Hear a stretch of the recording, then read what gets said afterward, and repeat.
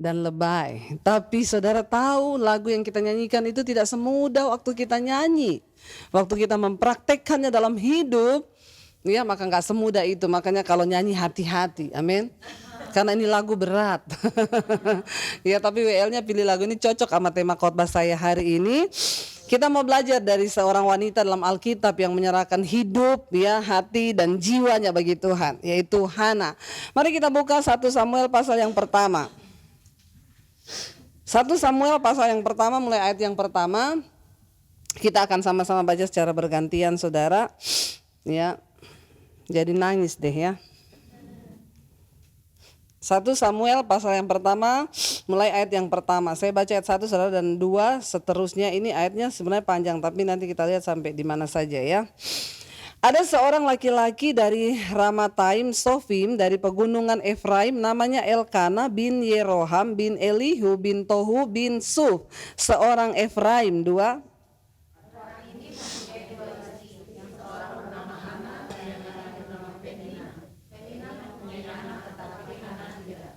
Jadi ini ya seorang laki-laki ini yang bernama Elkana, dia punya 2 istri ya saudara. Namanya orang punya 2 istri itu kan enggak enak ya saudara. Ya, istri 1 ya sering aja kita udah enggak enak sama suami, apalagi kalau istrinya 2 ya. Wanita mana sih yang mau dimadu? Ya, sampai ada yang bilang coba aja madu itu asli apa enggak, bawa pulang ke rumah. Kalau istri mau ngamuk berarti asli itu madu. Kalau istrinya enggak ngamuk berarti madu palsu. Ya, sekarang ini ngeri saudara ya, banyak orang sekarang jatuh ya di dalam hal yang begini ini, banyak pelakor ya. Kemarin ada seorang hamba Tuhan tunjukin SMS ke saya, Bu, lihat Bu, iya memang setan itu akhir zaman ya. Ada yang WA sama dia, Pak, makan siang yuk, katanya ya seorang perempuan. Terus bapaknya itu balas gini, saya sudah punya istri. Saya tahu bapak udah punya istri, tapi nggak masalah buat saya. Berat nggak? Saya bilang sama bapak itu, Pak, hapus, kasih tahu istrimu dulu loh, ya. Jangan Bu, nanti istri saya salah. Terus bapak nikmati terus begitu. Ini hamba Tuhan saudara. Ya saya bilang jangan coba-coba main api loh. Iya Bu, makanya kan setan kan ini. Iya tapi hati-hati loh Pak ya, setan akhir zaman itu manis rasanya. Lalu ini punya 2 istri ya, semua orang nggak mau, pasti orang suaminya punya 2 istri. Ayat yang ketiga berkata begini. Orang itu dari tahun ke tahun pergi meninggalkan kotanya untuk sujud menyembah dan mempersembahkan korban kepada Tuhan semesta alam di Silo.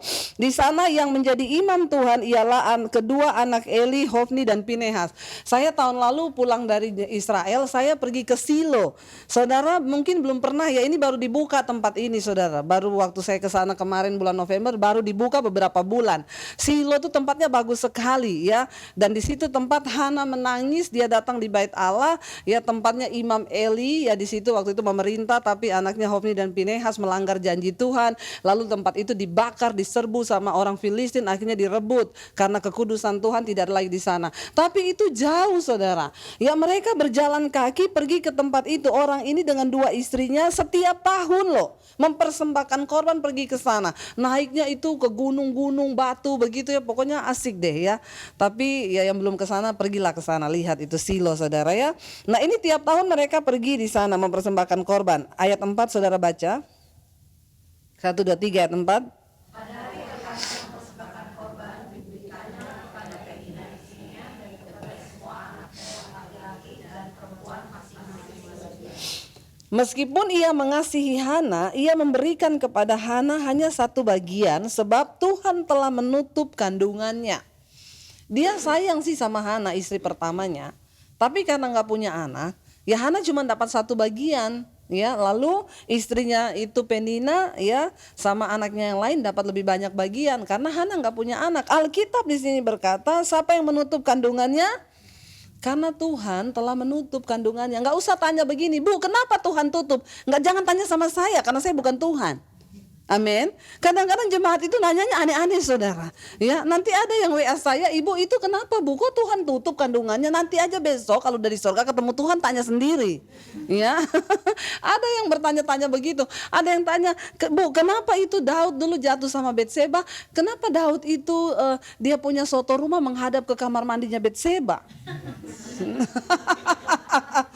Saya bilang nanti tanya aja besok kalau ketemu ya Daud kenapa bisa begitu. Yang tidak ada di Alkitab gak usah ditanya, amin.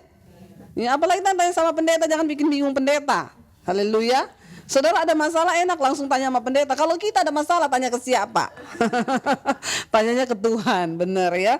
Jadi saudara nggak usah tanya kenapa Tuhan tutup kandungannya, kenapa? Yaitu urusan Tuhan. Ada dua hal dalam hidup ini, ada yang namanya nasib, ada yang namanya takdir. Nasib itu kita yang bikin, tapi takdir itu Tuhan yang buat, nggak bisa dirubah. Amin. Ya, kalau menurut saudara jodoh itu nasib atau takdir? Tolong berpikir ya, jangan terjebak dengan pertanyaan saya. Menurut saudara jodoh pernikahan kita itu nasib atau takdir? Yang bilang takdir angkat tangan. Ya, takdir berarti kalau suamimu tukang selingkuh yang salah Tuhan, karena Tuhan kan yang menetapkan. Yang ngomong itu nasib angkat tangan. Yang bingung angkat kaki. Ya, sebenarnya dua-duanya benar, nggak ada yang salah.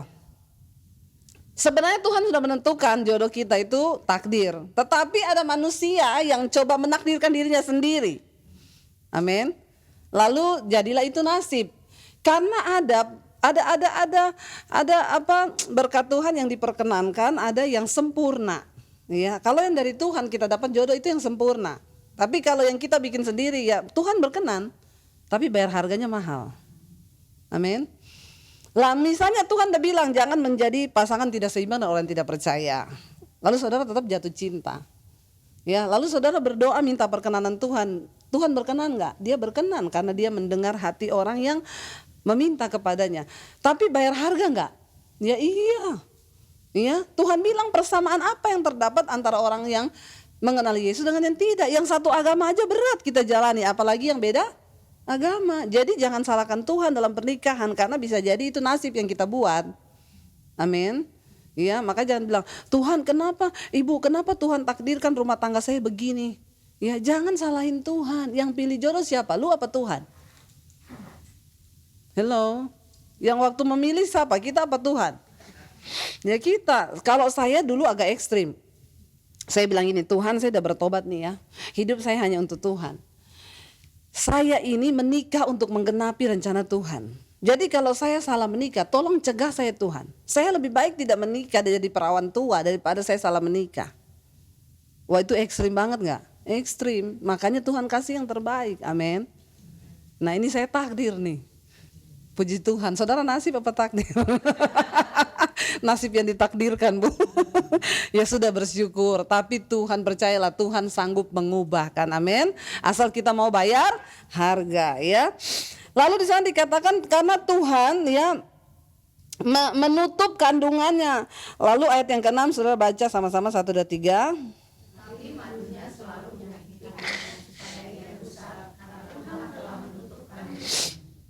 Saya itu bingung ya. Kenapa disebut madu? Harusnya disebut racun aja kan? Ya, tetapi madunya lah di mana-mana kan madu itu manis, benar nggak saudara?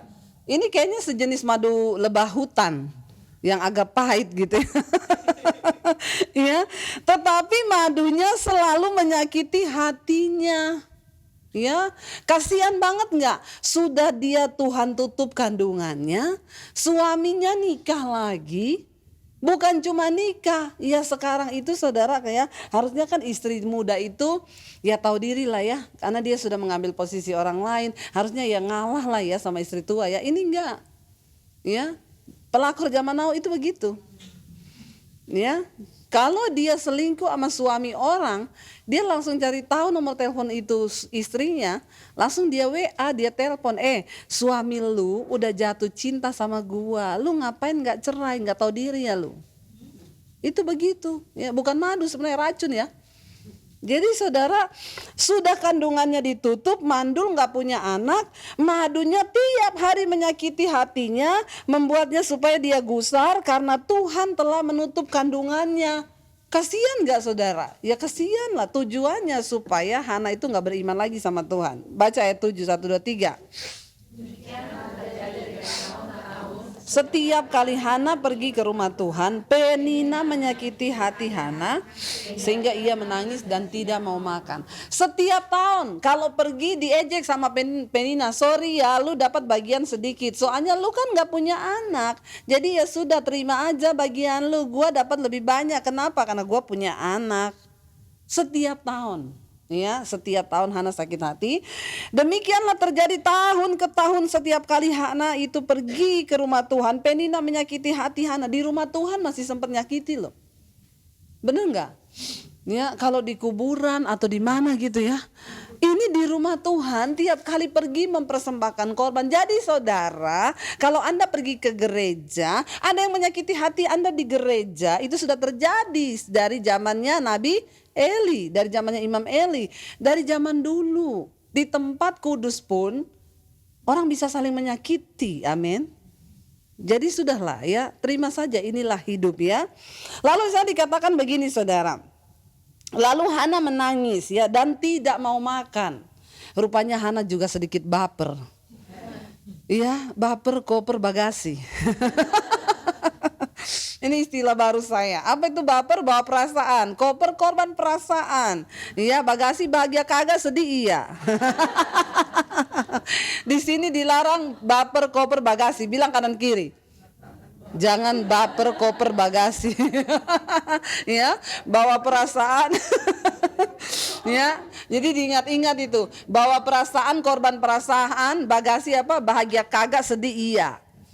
Orang itu baper mati sendiri saudara. Hana ndak mau makan, dia nangis tapi ya memang kebangetan kan. Lihat suaminya punya anak sama sana, bahagia sama sana, sini tertekan, masih disakiti lagi. Ayat 8, lalu Elkana suaminya berkata kepada Hana, Hana, mengapa engkau menangis dan mengapa engkau tidak mau makan? Mengapa hatimu sedih ya? Bukankah aku lebih berharga bagimu daripada 1000 orang anak laki-laki? Pret enggak? 10 ya, saya sengaja supaya melihat saudara itu ngantuk apa enggak. Ya, saudara, ya Elkana bilang, kenapa lu sedih nggak mau makan? Bukankah aku lebih berharga dari 10 anak laki-laki? Pret nggak ini laki-laki? Ya, ya kalau memang kayak begitu lu ngapain kawin lagi, bener nggak? Kalau saya jadi Hana, ya saya juga kan lebih berharga daripada 10 anak laki-laki, lu ngapain kawin lagi? Ya kan bukan saya yang mau tutup kandungan saya, kan Tuhan yang tutup. Betul gak saudara? Tapi semua Tuhan izinkan terjadi ya. Itulah laki-laki ya, selalu mau menang. Siapa suruh ada laki-laki di sini? Karena Anda salah tempat hari ini. Ya, kalau di ibadah ini Anda dihabis-habisin ya. Siapa suruh Anda datang? Ya, jadi saudara, ya laki-laki itu menang sendiri, dia bisa ngomong sama istrinya, lu nggak usah, harusnya kan dia ngomongnya sama Penina kan, lu tutup mulut nggak? Udah cukup ya kamu nyakiti Hana istri saya, harusnya kan begitu kan, malah alay datang ke Hana ngomong, kenapa kamu sedih, nggak mau makan, kenapa kamu nangis? Bukankah aku lebih berharga dari 10 anak laki-laki? Lalu ayat 9 berkata, pada suatu kali setelah mereka habis makan dan minum di Silo, berdirilah Hana sedang Imam Eli duduk di kursi dekat tiang pintu bait suci Tuhan. Ayat 10 baca sama-sama.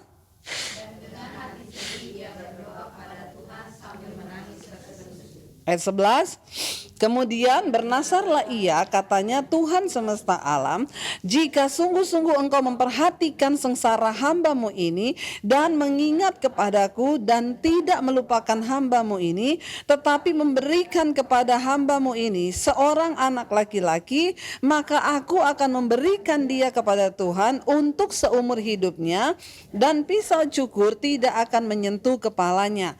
Ketika perempuan itu terus-menerus berdoa di hadapan Tuhan, maka Eli mengamat-amati mulut perempuan itu. Dan karena Hana berkata-kata dalam hatinya saja, hanya bibirnya saja yang bergerak-gerak, tetapi suaranya tidak kedengaran, maka Eli menyangka perempuan itu mabuk. Ya, kasihan banget nggak?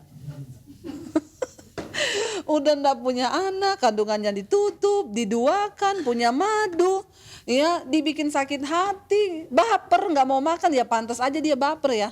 Mungkin juga kalau kita mengalami kayak begitu ya baper juga kita ya. Jangan mengetawain ibu-ibu, coba kalau kita introspeksi diri, kalau kita mengalami gitu juga mungkin nggak kuat loh. Benar nggak? Ya. Lalu udah gitu datang ke bait Allah, berdoa. Saking pedih hatinya, mulutnya aja yang bergerak-gerak. Ya, tapi dia menangis dalam hati. Dipikir sama pendetanya mabuk. Kebangetan nggak? Tapi kadang Tuhan izinkan saudara. Ya. Lalu Eli bilang begini ayat 14. Lalu kata Eli kepadanya, berapa lama lagi engkau berlaku seperti orang mabuk? Lepaskanlah dirimu dari mabukmu.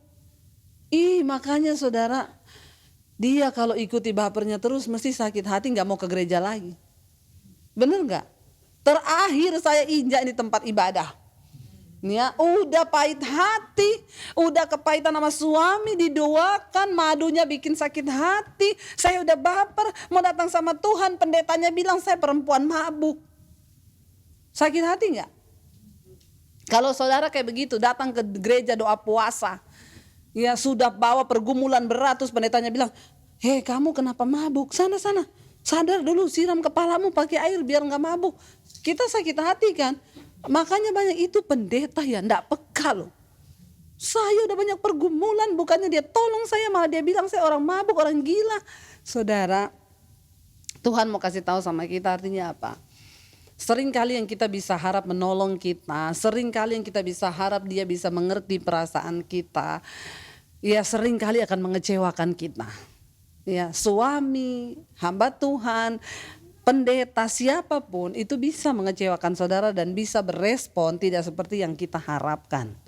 Tapi gak apa-apa. Ayat 15, tetapi Hana menjawab, bukan tuanku, aku ini seorang perempuan yang sangat bersusah hati.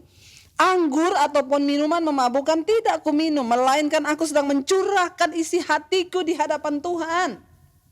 Ya, perhatikan saudara, Hana ini bagusnya apa? Ketika dia mengalami persoalan, dia nggak curhat di tempat yang salah. Ya, ku berikan hatiku dan jiwaku, semuanya bagimu. Artinya apa? Jiwa itu bicara tentang pikiran, perasaan dan kehendak kita. Curahkan jiwamu sama Tuhan, perasaanmu. Tidak usah curcol di sosial media. Amin. Lihat saja ya, aku percaya Tuhan itu gak tidur, tunggu pembalasannya. Kelihatannya sih rohani saudara, ya kelihatannya rohani tapi curcol di Facebook. Ya, lihat saja hukum tabur tuai. Ya, jangan pakai firman itu sebagai senjata untuk nembak orang lain. Firman itu dipakai untuk mengoreksi diri kita, amin. Saudara, Hana memilih tidak curhat ke orang. Dia gak curhat ke keluarga, dia gak curhat ke siapa-siapa. Dia datang nangis di bait Allah karena dia tahu Tuhan yang sanggup menjawab semua persoalannya. Walaupun disalahartikan sama pendetanya.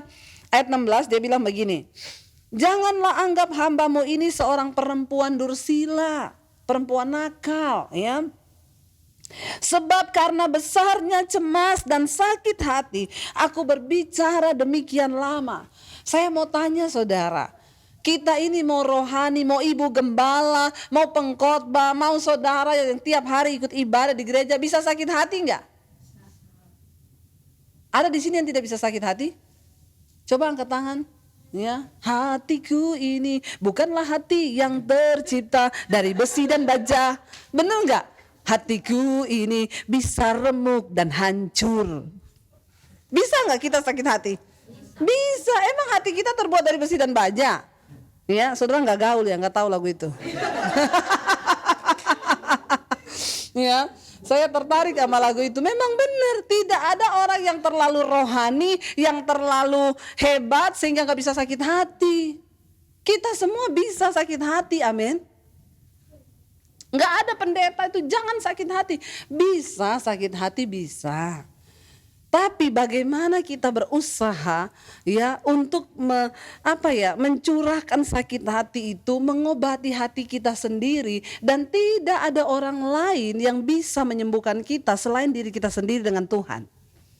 Saya kemarin tayangkan video baru saya di YouTube saya, ada yang komentar gini, iya hebat ya, mendengar khotbah yang kayak begini nih hebat.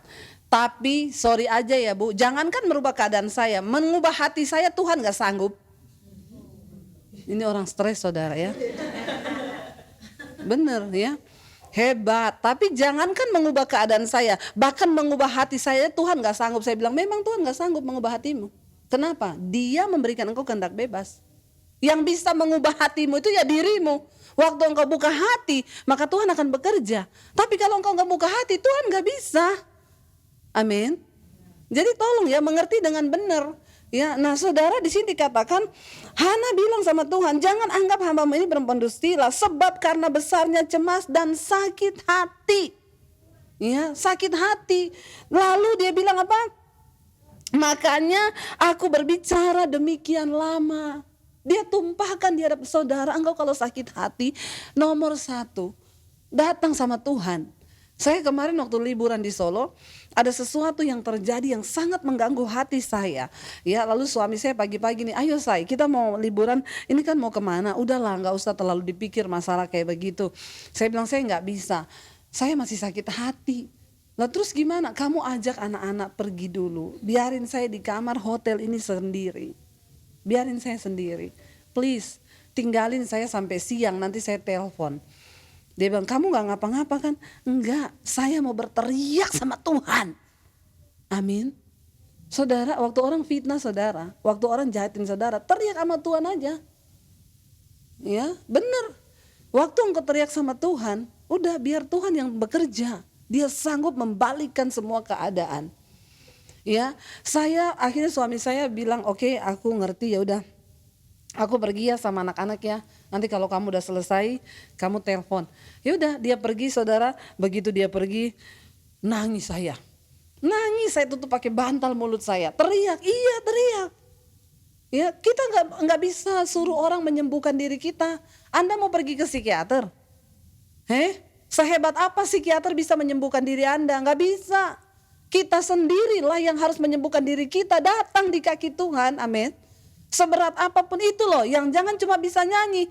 Ya ketika sudah gitu datang nangis. Ku berikan hatiku dan jiwaku, semuanya bagimu. Yang begini nih beri hati. Kadang-kadang kita punya hak untuk balas orang. Kita punya hak buat nulis apapun di Facebook tentang dia, punya. Tapi sebagai sikap engkau menyerahkan hati dan jiwamu kepada Tuhan, engkau gak bisa lakukan itu.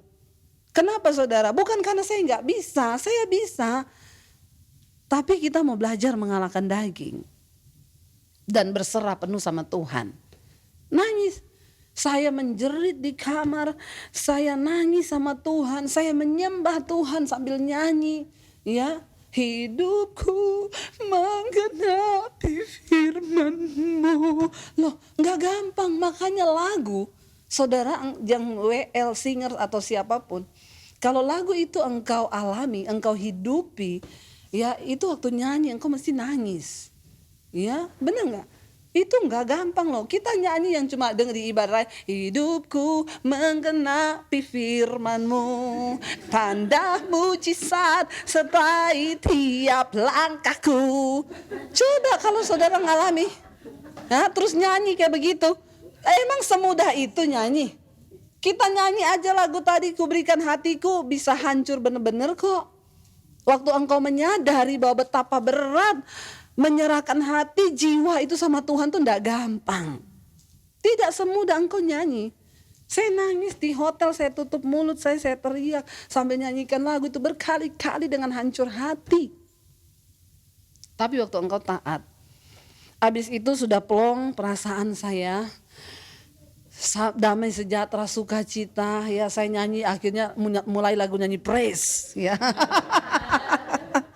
Ya, itu di gereja itu kenapa pertama lagu worship dulu, menata hati. Orang itu jemaat datang itu kan kadang-kadang ada yang lagi alay, ada yang lagi baper, abis berantem di rumah, bener nggak? Ya, abis salah paham sama sopir angkot di jalan, makanya datang lagunya baper dulu.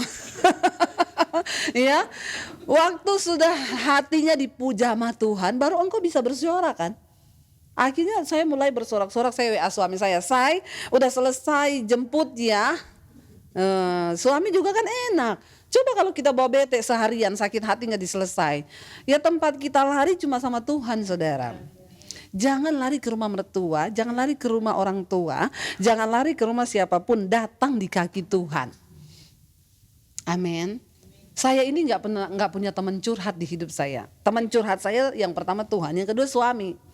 Karena saya sama suami saya itu kita sahabat. Ya, saya tanya sama suami saya, kamu tuh nggak punya sahabat dekat ya? Enggak, kan sahabat saya kamu.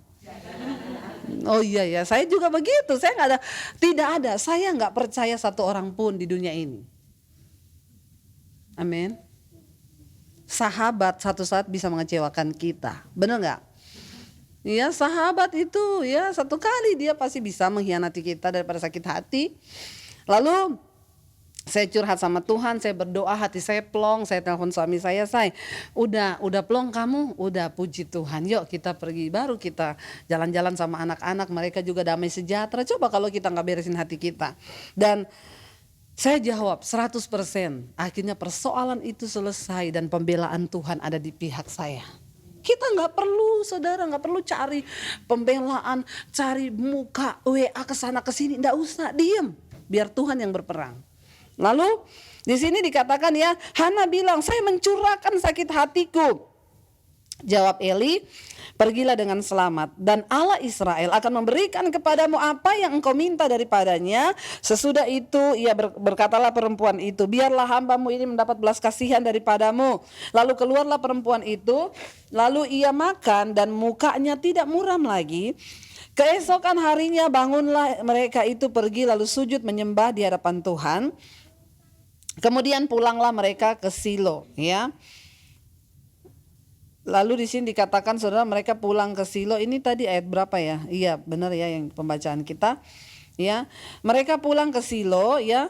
Keesokan harinya bangunlah mereka pagi-pagi lalu sujud menyembah Tuhan dan kemudian mereka pulanglah mereka ke rumahnya di Rama. Ketika Elkana bersetubuh dengan Hana istrinya, Tuhan ingat kepadanya, ya. Waktu mereka bersetubuh Tuhan ingat loh. Akhirnya dia ini pernah meminta. Ya saudara, hari-hari ini andalkan Tuhan dalam segala hal, ya. Ada banyak orang nggak punya anak, cepet-cepet langsung bayi tabung. Ya, coba buktikan dulu imanmu, ya. Minta dulu sama Tuhan. Ya, apalagi dengan kecanggihan manusia sekarang. Saya pernah itu ada suami istri gini. Kita udah punya anak, Bu. Tapi perempuan, nggak dapat yang laki. Jadi kita bayi tabung. Ya, terus jadi laki-laki. Pertama sih perempuan lagi dibuang. Bikin lagi perempuan lagi dibuang. Lah kok hebat banget ya, saking saya tuh sampai dengar begitu, ya itu kan sama kayak pembunuhan. Makanya saudara ya, jangan terlalu akhirnya kita ini mengesampingkan firman Tuhan seringkali ya. Ketika mereka bersetubuh, teringatlah Tuhan kepada Hana, ya. Tuhan ingat kepadanya, maka setahun kemudian mengandunglah Hana, melahirkan seorang laki-laki, anak laki-laki. Ia menamakan anak itu Samuel, sebab katanya, aku telah memintanya daripada Tuhan. Dia berjanji, kalau anak itu lahir, aku akan serahkan dia untuk Tuhan, pisau cukur tidak akan mengenai kepalanya. Ya, ayat 21. Elkana laki-laki itu pergi dengan seisi rumahnya mempersembahkan korban, ya, sembelihan tahunan lagi, balik lagi dia ya kepada Tuhan. Tetapi Hana tidak ikut pergi, sebab katanya kepada suaminya, nanti apabila anak ini sudah cerai susu, lepas ASI itu, aku akan mengantar dia, maka ia akan menghadap ke hadirat Tuhan dan tinggal di sana seumur hidupnya. Kemudian Elkana suaminya itu berkata kepadanya, perbuatlah apa yang kau pandang baik, tinggallah sampai engkau menyapih dia. Hanya Tuhan kiranya menepati janjinya. Jadi tinggallah perempuan itu menyusui anaknya sampai disapinya. Setelah perempuan itu menyapi anaknya, dibawanya lah dia dengan seekor lembu jantan yang berumur 3 tahun. 1 eva tepung dan sebuyung anggur, lalu diantarkannya ke rumah Tuhan di Silo. Waktu itu masih kecil betul kanak-kanak itu. Saudara, saya mau tanya, anak yang lepas susu itu di sapi kira-kira umur berapa? 2 tahun ya? 2 tahun dilepas susu ya. Jadi Alkitab bilang masih kecil betul kan anak itu, berarti memang 2 tahun. Saya mau tanya saudara, ini anak yang benar-benar Hana damba-dambakan, ya, lalu dia minta sama Tuhan, lalu anak itu lahir. Waktu saya ada di Silo itu, kita berdoa di sana. Tapi saya nggak berdoa minta anak lagi, karena saya sudah punya banyak anak ya. Tapi kita berdoa, lalu kita baca ayat itu di sana. Lalu kan itu kita tanya, dapatnya apa dari ayat itu? Yang saya dapatkan saudara, ini yang sangat, semua itu yang dapatnya gini loh, di tempat inilah Tuhan menjawab, ya Hana nggak punya anak ada mujizat. Tapi saya dapat yang lain loh dari 1 pasal ini. Yang saya dapat adalah kebesaran hati Hana untuk menggenapi nasarnya kepada Tuhan. Saya bilang sama suami saya gini, itu anak baru umur 2 tahun loh. Itu lagi lucu-lucunya, bener nggak? Ya, kita punya anak lagi lucu-lucunya 2 tahun baru belajar panggil mama, baru belajar jalan, baru belajar apa. Harus menyerahkan dia kepada Tuhan. Dan sudah hidup bersama 2 tahun, saya mau tanya berat nggak? Kalau saya bilang sama suami saya, kalau tahu gitu, nggak usah minta anak. Lo bener nggak? Untuk memberi lagi itu apa yang dijanjikan sama Tuhan tidak gampang. Dia sudah membesarkan itu 2 tahun dan sudah merasakan mengecap bagaimana punya anak. Berat saudara. Tapi inilah arti lagu tadi. Ku berikan hatiku dan jiwaku semuanya bagimu. Dia memberikan segala-galanya, bahkan itu gak gampang loh. Itu yang saya dapat dari Tuhan. Bayangkan dia udah punya anak umur 2 tahun. Waktu dia tinggalkan anak itu, di sini dikatakan, coba kita baca ya. Masih kecil betul kanak-kanak itu, 25. Setelah mereka menyembelih lembu, mereka mengantarkan kanak-kanak itu kepada Eli. Lalu kata perempuan itu, mohon bicara tuanku, demi tuanku hidup, akulah perempuan yang dulu berdiri di sini di dekat tuanku untuk berdoa kepada Tuhan. Untuk mendapatkan anak inilah aku berdoa dan Tuhan memberikan kepadaku apa yang kuminta daripadanya. Maka aku pun menyerahkannya kepada Tuhan seumur hidup. Terserahlah ia kiranya kepada Tuhan. Lalu sujudlah mereka di sana menyembah kepada Tuhan. Saya mau tanya, waktu Hana pergi itu anak nangis gak? 2 tahun saudara, nangis. Saya yakin dia pulang ke rumah dengan air mata, dia kangen setengah mati sama anaknya. Mungkin tangisannya lebih sedih dibanding pertama kali dia menangis meminta anak. Itu harga yang berat dan mahal. Ketika dia harus dipisahkan dengan anaknya yang selama ini sudah dia gendong sering kali untuk mengikuti Tuhan dan menyenangkan hatinya.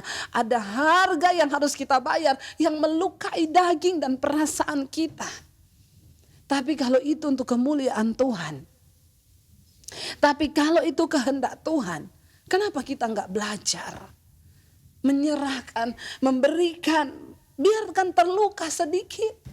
Seringkali ketika kita hadapi persoalan kita bilang, Tuhan kenapa saya harus ngalami begini, Tuhan kenapa saya harus alamin. Tapi sudah waktu engkau ikut Tuhan, ada hal-hal yang Tuhan akan izinkan. Dagingmu tergores di sana, perasaanmu tersakiti. Tapi itu yang Alkitab bilang, berbahagia dia. Kenapa? Dia menderita karena kebenaran. Tidak ada sakit hati di sana. Berbeda dengan penderitaannya pertama. Dia sakit hati karena dia mandul. Tapi yang ini, dia membesarkan hatinya dan menepati apa yang dia janjikan kepada Tuhan. Saudara, seringkali dalam hidup ini kita mengalami pergumulan. Ya, kita harus diizinkan melihat suami yang belum bertobat. Tapi kita harus bertahan. Ada berapa orang ibu-ibu yang saya bilang bertahan bu, ya bertahan demi firman Tuhan digenapi dalam hidup kita. Saya udah nggak kuat Bu Debbie. Kemarin saya ditelepon sama satu orang subscriber saya.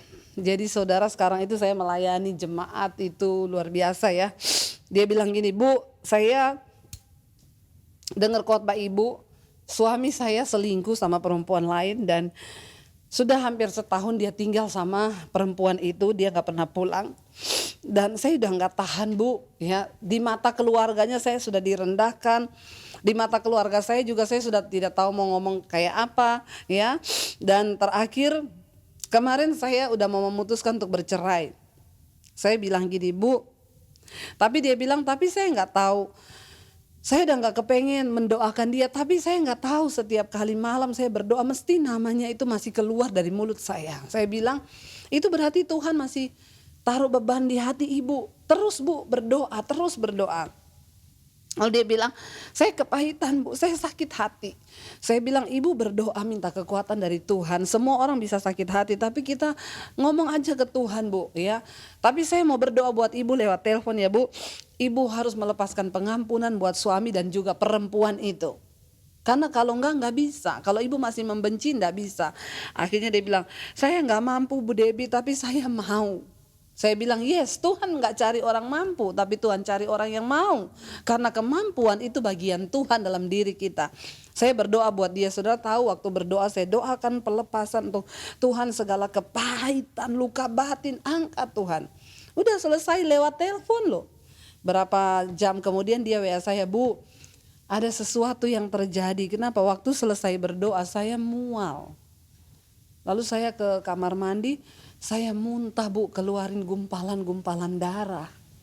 Dan baru kali ini terjadi seperti ini. Apakah itu dampak dari doa pelepasan tadi kita di telepon? Dia bukan orang Kristen karismatik yang dari kita yang biasa muntah-muntah begitu. Mereka dari ya kalau kita lihat orang muntah begitu kan udah biasa gitu ya. Dia bilang apakah itu juga tadi perkara karena ibu berdoa buat saya bilang iya bisa jadi. Saya dulu pernah mendoakan orang kepahitan, dia muntah keluar kayak hati-hati ayam, gumpalan darah hitam. Waktu saya berdoa buat kepahitannya itu keluar seperti itu. Mungkin Bu itu luka batin dan kepahitan yang selama ini ibu simpen ya. Saudara saya melihat ya Tuhan tuh bekerja luar biasa. Tapi ketika kita mau buka hati tidak ada perkara yang mustahil bagi Tuhan. Sampai yang kepahitan sudah itu yang namanya mendarah daging tuh begitu tuh. Ya, dia bilang lalu beberapa hari kemudian saya tanya dia, Bu masih muntah nggak? Enggak, cuma waktu itu dan itu pertama kali seumur hidup saya mengalami yang begitu. Tapi sekarang perasaan ibu gimana? Udah plong. Ya, jadi sebenarnya yang iblis mau memainkan itu kan perasaan kita, saudara. Ya, kalau kita udah rasa pahit, rasa apa, lalu kita mau belajar hari ini menyerahkan hati dan hidup kepada Tuhan itu tidak semudah kita ngomong. Tapi Hana membuktikan pada kita hari ini bagaimana dia menyerahkan hati dan hidup. Bahkan anak yang dia kasihi. Dengan air mata saya membayangkan waktu di Silo itu saya bilang sama suami saya, kamu bayangkan gak dia tinggal Samuel di situ. Lalu dia mau pulang, dia bilang, Mama pulang dulu ya. Saya bayangkan itu anak menangis ngomong Mama. Sampai jauh dia liatin anak itu.